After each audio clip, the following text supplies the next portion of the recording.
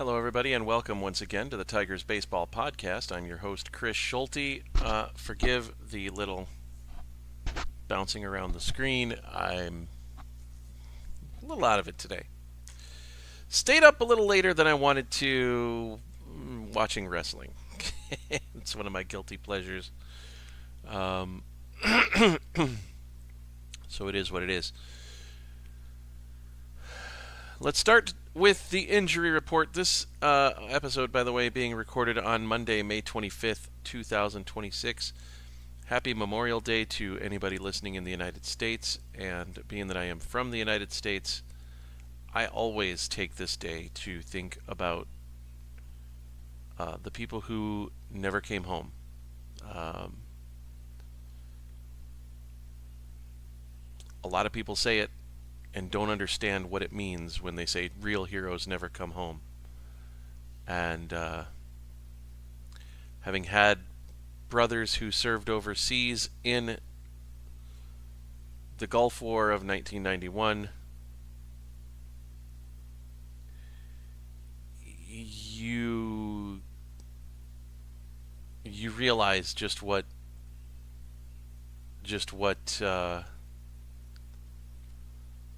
the cost of freedom could be. If both my brothers who served over there did come home, but it makes you pause and it makes you think about what the cost of freedom really is, and it makes you understand that freedom isn't free in this world, but the cost is worth it. And the cost to keep us free is worth it, provided you're buying it from the right vendor. And we'll just leave it at that. Let's start with the injury report. Troy Melton came back last night. As a result, Detroit DFA'd Connor Siebold, which is a move that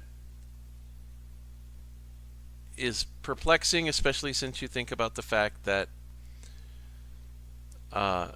Brant Herter went on the 15-day went on the injured list with lumbar spine inflammation on Friday. Detroit called up Ricky Vanasco to take his roster spot. You didn't have to do that. You could have just left Connor Siebold on the roster. But these are the moves that the Tigers are making. Whether they make sense or not. Troy Melton came back and pitched well last night. We'll go into that a little bit later. And let's go ahead and discuss some more injuries here. Tarik Skubal threw a bullpen session on Friday. An indoor bullpen session, so probably Saturday, while it was pouring in Baltimore. He's expected to come back in June, from what they're saying. He's going to possibly be facing live hitters, throwing a live BP this week. Justin Verlander will be throwing a live BP this week. Don't be surprised if we see him next week on a mound in Toledo or in West Michigan. He's going to need at least one rehab start, possibly more, depending on what the situation is. Beau Brieske could be coming back by the end of this week. He threw 21 pitches in Thursday's game for Toledo, gave up a bomb, did strike out one, had a 96-mile-an-hour fastball, and that was where things stood there. And Gleyber Torres is possibly going to be coming back pretty soon. He's running and playing doing defensive drills at full speed. He's just the last thing to come around with one of these injuries. These injuries being an oblique, is usually swinging the bat, and that's where he's having some trouble. But he recovered pretty quickly last year from his oblique injury as well. So Let's see. As a result of the oh, I didn't get I didn't talk about I didn't talk about uh, yeah. Anyway, Detroit recalled Brendan Hanifee as well, just after optioning him when they reinstated Will Vest. So, and that was, I'm trying to do this from memory, and I'm not doing very well at it. Anyway, the point being that there was a guy that was put on the injured list on the 21st, and as a result, Brendan Hanifee has been reactivated. So, or not reactivated, but recalled. And the Brendan Hanifee thing wasn't because of poor performance. The Brendan Hanifee situation was just basically, who would you rather have out there right now, Will Vest or Brendan Hanifee? And Will Vest is he's a dude. So as a result, he gets to come back, and Brendan Hanifee gets to go to the minors for about 2 days. Of course, Javi Baez is still going through running progressions to try to get that ankle strong, and we're not worried about Parker Meadows. He's done for pretty much most of the season. He's still recovering from his left wrist injury.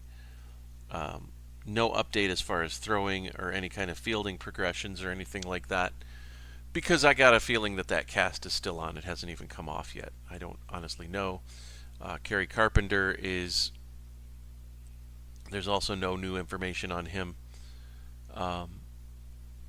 with the result of his AC sprain. We do know there's no structural damage. The joint is just sprained, so that's a good thing. So, with all that being said, let's get into last week. And I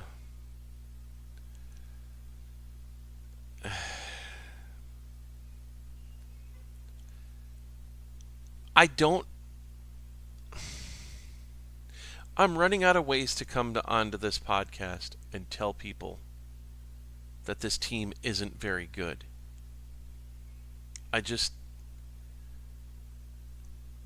The reality of the situation is this team is going to be a seller at the trade deadline. If they're not, then Scott Harris needs his head examined and needs his contract reworked to the point where he's released from his contract.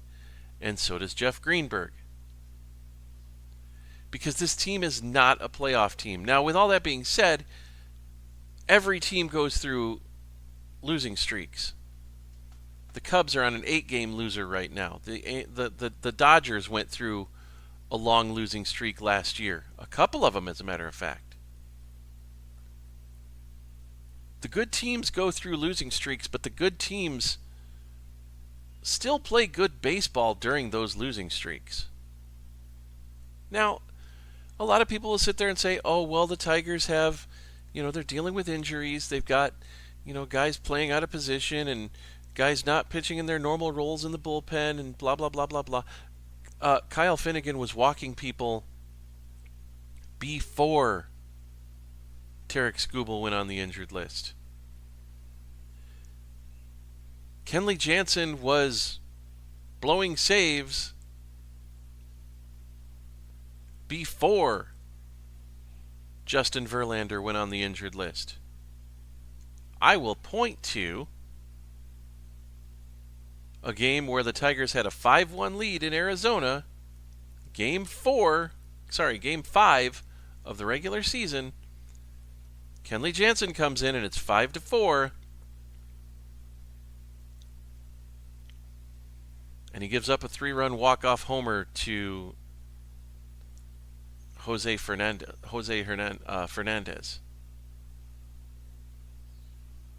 a rookie. He gives up the winning bomb to him. Detroit loses the game 7-5.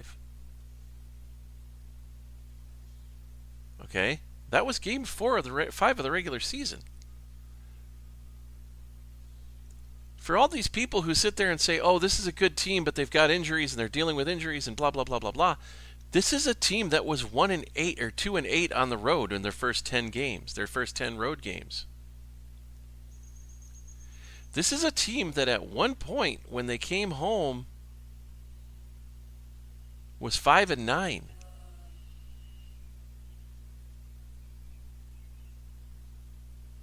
Tarik Skubal gives up a solo home run to Corbin Carroll in Game 6. Last game of the series against Arizona.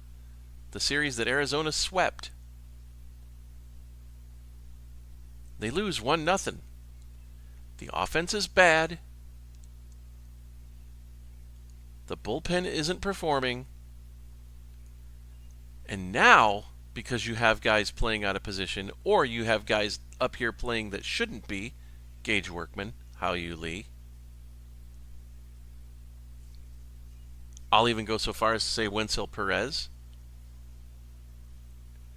Because you got guys playing out of position or that are up here that shouldn't be, now you're seeing the result of the injured list and all the team's injuries. That being the bad defense.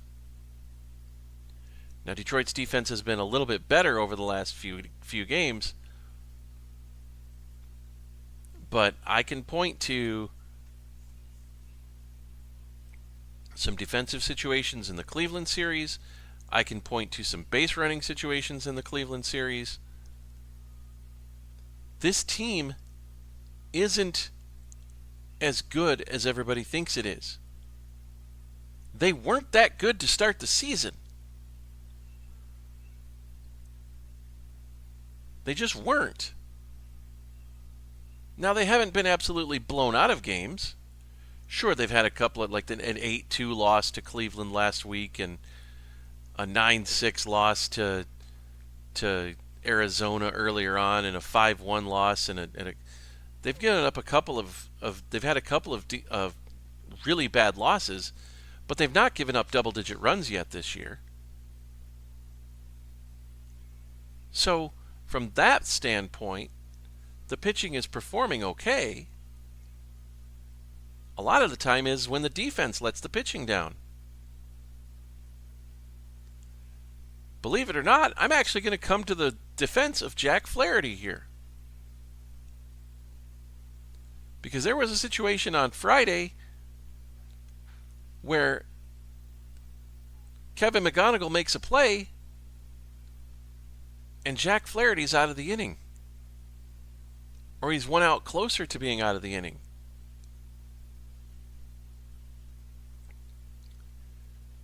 So,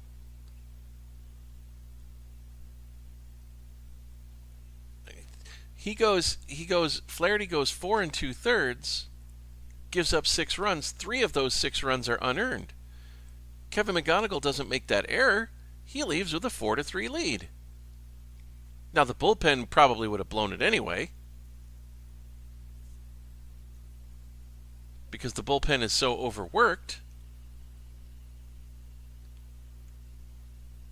and because certain pitchers, I'm pointing at you, Kyle Finnegan, can't figure out how to stop walking people.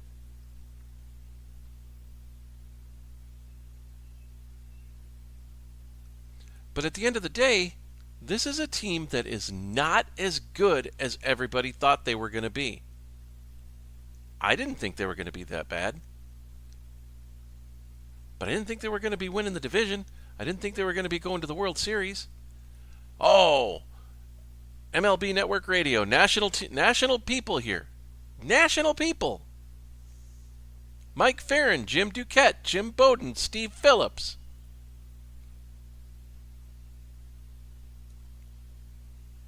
Ryan Spilborg, C.J. Nitkowski. National people. Oh, this team's going to win the division. Cleveland hasn't done anything, and they're not going to be as good because they haven't done anything.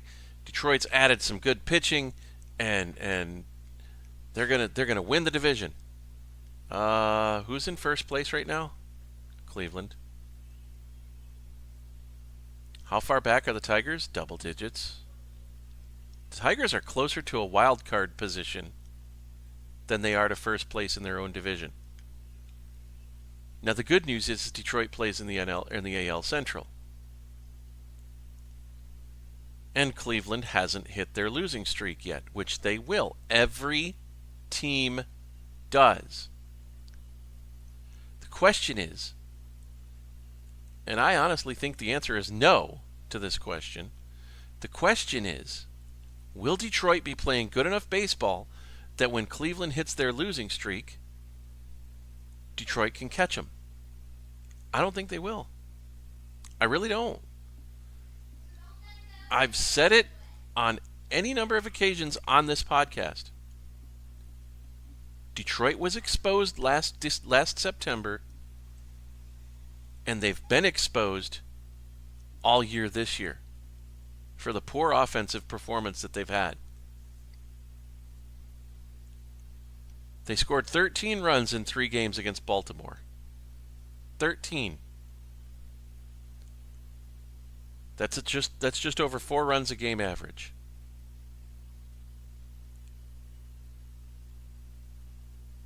Baltimore scored 13 runs in that same series. But Baltimore won 2 out of 3. Why?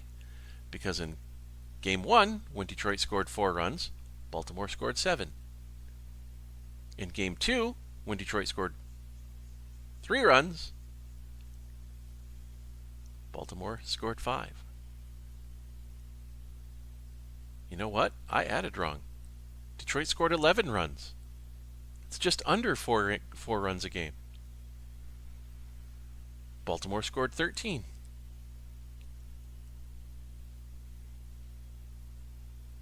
That leads to a 2-1 series win. And Baltimore's not that great. That's only a 4 runs a game average.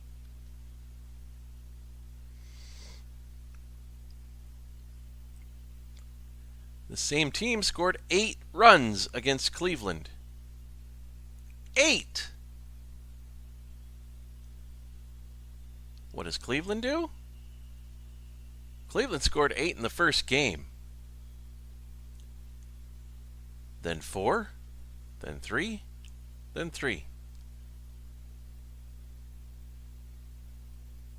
That's 4 runs a game compared to Detroit's 2.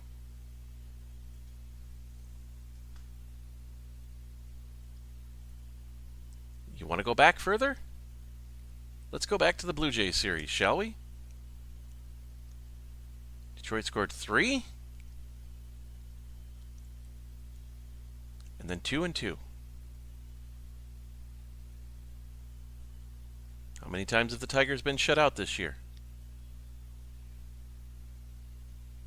How many games has Detroit lost 1-0?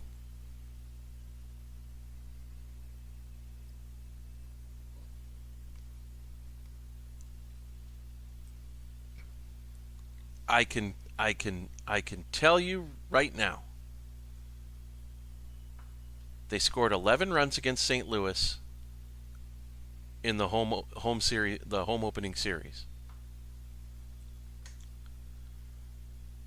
They at one point scored 10 runs against Kansas City.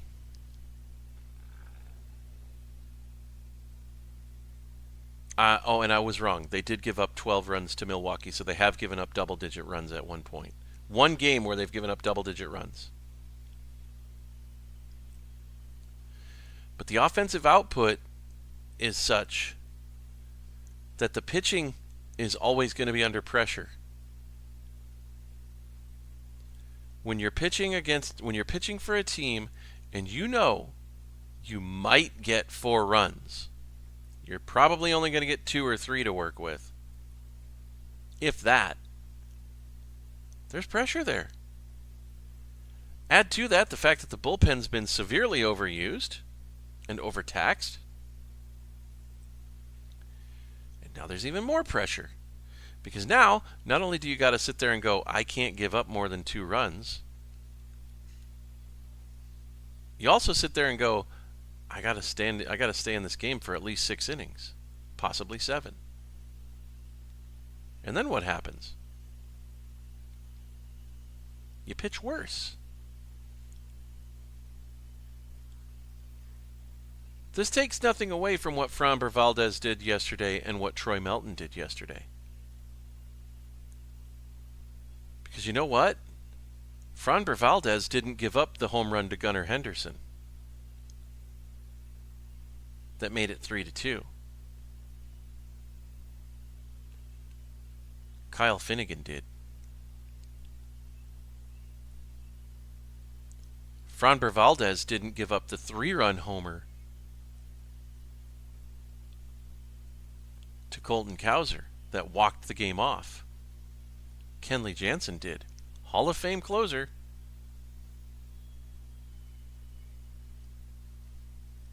Coughs up the game.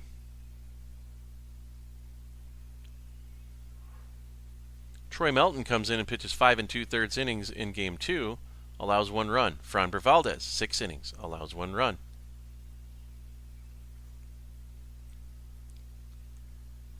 Jack Flaherty, 4 2/3, 6 runs, 3 of them unearned. Casey Mize comes in, gives up 3 runs in Game 4 against Cleveland. But because Detroit's offense is so bad,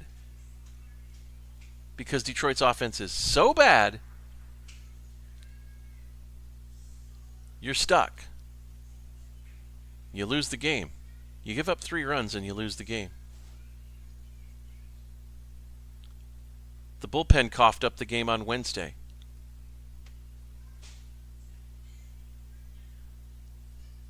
This is a bad team, folks. I don't know how many other ways I can tell you. This is a bad team. Are they going to make the wild card? Possibly. Probably. Because they play in the AL Central. And Chicago's not going to be that good. Chicago's blowing the doors off of everybody right now with their performance. They're not going to make that last. Minnesota's garbage. Kansas City still can't figure out how to get out of their own way. Detroit has a chance to make the wild card, but other than that, they're not winning this division because they're not going to catch Cleveland. They're not going to beat Cleveland. They may not even beat Minnesota because Minnesota has a 4-0 series lead, just like the Indians, their Guardians do. It's the first time in 4 years that I've done that.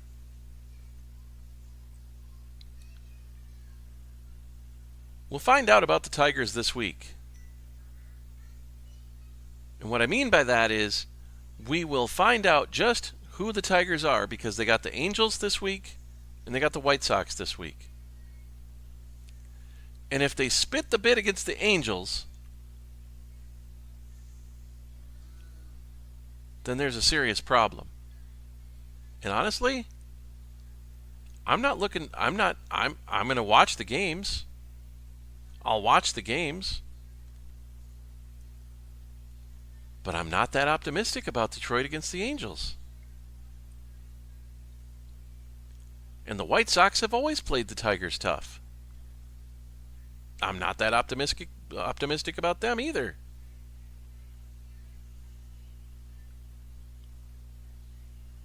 This is a last place team right now with a garbage offense, players that are playing out of position because of injuries, and a bullpen that's overtaxed and overworked. And Jack Flaherty is one of their starters.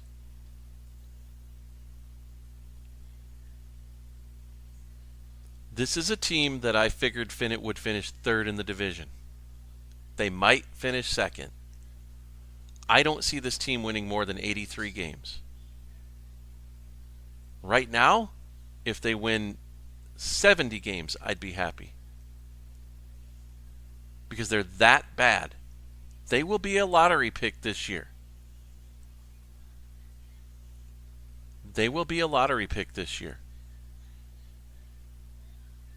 Not that it's going to matter much because who knows when baseball is going to start in 2027. But this is a team that has absolutely and completely screwed themselves. Spencer Torkelson is the 2024 Spencer Torkelson. He's not the 2023 or 2025. We know he has it in there, but that's not who he is.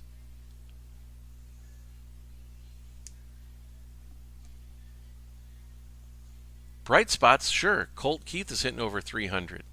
Hasn't had a homer yet, but he's not a power hitter. Riley Green's leading the league in on-base percentage.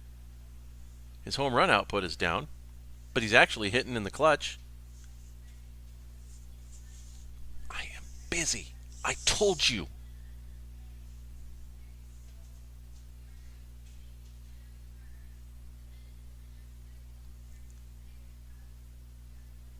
Dylan Dingler has 10 homers. That's a positive. Riley Green leading the league in OPS. That's a positive. Kevin McGonigal having a great rookie year. That's a positive. Sadly, you're stuck with Torque for the rest of the year. Don't be surprised if they non-tender him at the end of the year. If he doesn't come forth and bring his totals up and start hitting homers, he's done.